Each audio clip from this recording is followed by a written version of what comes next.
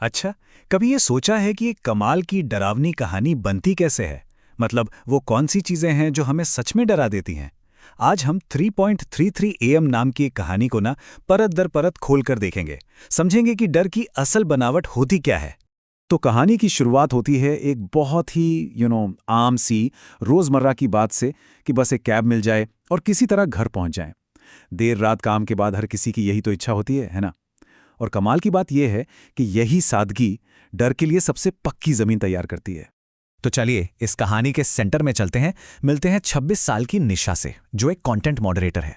उसकी एक बिल्कुल नॉर्मल सी कैब राइड बहुत जल्द एक ऐसे सफर में बदलने वाली है जहां हकीकत क्या है और वहम क्या, इसके बीच की लकीर ही मिट जाएगी। तो सीन कुछ ऐसा है। एक आम सी रात है। निशा, जो अपनी लेट नाइट शिफ्ट के बाद बुरी तरह थकी हुई है, बस घर जाना चाहती है।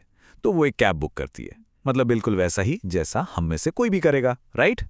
और यहीं से ना पहली अजीब सी बात होती है। कैब ऐप उसे जो ड्राइवर देता है वो जाना पहचाना है, महेश पाटिल, वही ड्राइवर जो उसे लगातार तीसरी रात मिला है। अब ये एक छोटा सा इत्तेफाक भी हो सकता है ना? या शायद कुछ और।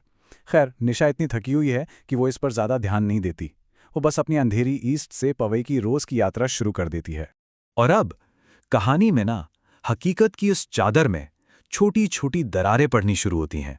वो छोटी छोटी अजीब सी गड़बड़ियां जो धीरे धीरे ये इशारा करने लगती हैं कि ये कोई आम कैब राइड तो बिल्कुल नहीं है। देखिए, कहानी लिखने की दुनिया में ना इसे एक बहुत ही कमाल की टेक्निक से किया जाता है, जिसे फोरशैडोइंग कहते हैं। इसका मतलब यह है कि लेखक जानबूझकर शक्के से छोटे छोटे बीज बोता है, जो धीरे धीरे आगे चलकर डर के एक बहुत बड़े पेड़ में बदल जाते हैं। तो चलिए देखते हैं कि ये कैसे होता है। एक के बाद एक अजीब घटनाएं होने लगती हैं, और हर घटना निशा के यकीन को ना थोड़ा थोड़ा करके तोड़ती जाती है। पहले तो ड्राइवर एक अजीब, बिल्कुल सुनसान इंडस्ट्रियल रास्ता ले लेता है। फिर रेडियो पर सोचिए 2 जुलाई 2012 का, मतलब सालों पुराना न्यूज़ बुलेटिन चलने लगता है। और फिर एक रेस्टोरेंट का होर्डिंग उन्हें 2 बार दिखता है, और दूसरी बार वो जला हुआ है। और अब आता है कहानी का वो टर्निंग पॉइंट, वो एक पल जहां एक सिंपल सी फोन कॉल निशा की पूरी दुनिया, उसकी पूरी हकीकत को चकनाचूर कर देती है। उसकी दोस्त है सना। वो फोन पर एक ऐसी बात कहती है कि सच में निशा के पैरों तले जमीन खिसक जाती है। और ये पहला पक्का सबूत होता है कि वो सिर्फ किसी गलत रास्ते पर नहीं भटकी है, बल्कि वो किसी गलत हकीकत में ही फंस गई है। अब जरा इस पर गौर कीजिए, ये कितना अजीब है। एक ही वक्त पर दो बिल्कुल अलग अलग रियलिटीज एक साथ चल रही हैं। निशा के हिसाब से वो कैब में है और 10 मिनट का सफर तय कर चुकी है। लेकिन उसकी दोस्त सना की हकीकत में निशा तो कभी ऑफिस के गेट से बाहर निकली ही नहीं। मतलब कमाल है। और ठीक इसी के बाद उसका फोन डेड हो जाता है। असली दुनिया से उसका जो एक कनेक्शन था वो भी टूट गया। अब उस अंधेरी बंद कैब में निशा का दिमाग अकेले ही उन सारे डरावने टुकड़ों को जोड़ना शुरू करता है, और एक ऐसी तस्वीर सामने आती है जिसे वो कभी नहीं देखना चाहती थी। और यहीं उसे उस पूरे रहस्य की जड़ समझ आती है। ये कोई नई राइड है ही नहीं। निशा असल में ठीक 1 साल पहले की रात को, उसी तारीख को, उसी ट्रिप को दोबारा जी रहे हैं। और अब सारी कड़ियां जुड़ जाती हैं। उसे सब समझ आ जाता है। वो जिस कैब में बैठी है, उसका ड्राइवर महेश पाटिल ठीक 1 साल पहले इसी रात इसी सड़क पर एक एक्सीडेंट में मर चुका था। मतलब वो एक भूत के साथ सफर कर रही है। तो अब कहानी सिर्फ अजीबोगरीब नहीं रह गई है, ये पूरी तरह से सुपर नेचुरल हो चुकी है। डर अब सिर्फ दिमाग का वहम नहीं है, डर तो अब ठीक सामने वाली सीट पर बैठा है। ये हॉरर कहानियों का एक क्लासिक ट्रोप है, जिसे कहते हैं घोस्टली लूप।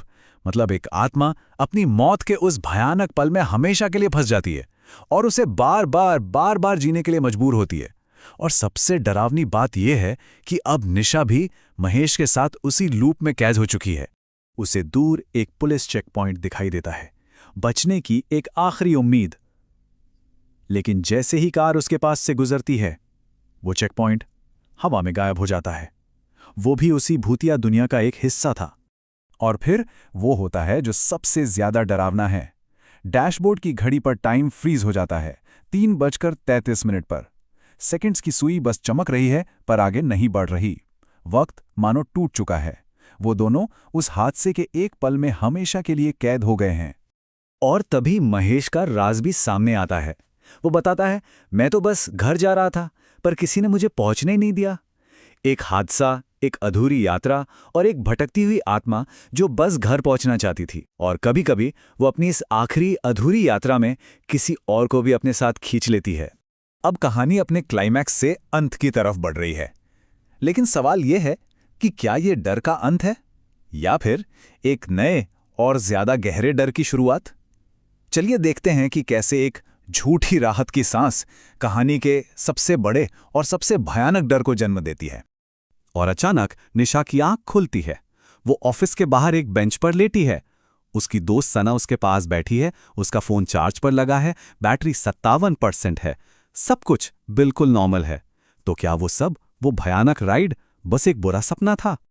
निशा एक गहरी राहत की सांस लेती है। चलो, शुक्र है। लेकिन उसके फोन में एक आखिरी राज छिपा था, एक ऐसा डिजिटल सबूत जो ये साबित करने वाला था कि वो कोई सपना नहीं था। उसकी गैलरी में एक नई तस्वीर है जिसका टाइम स्टैम्प है रात के 3:33।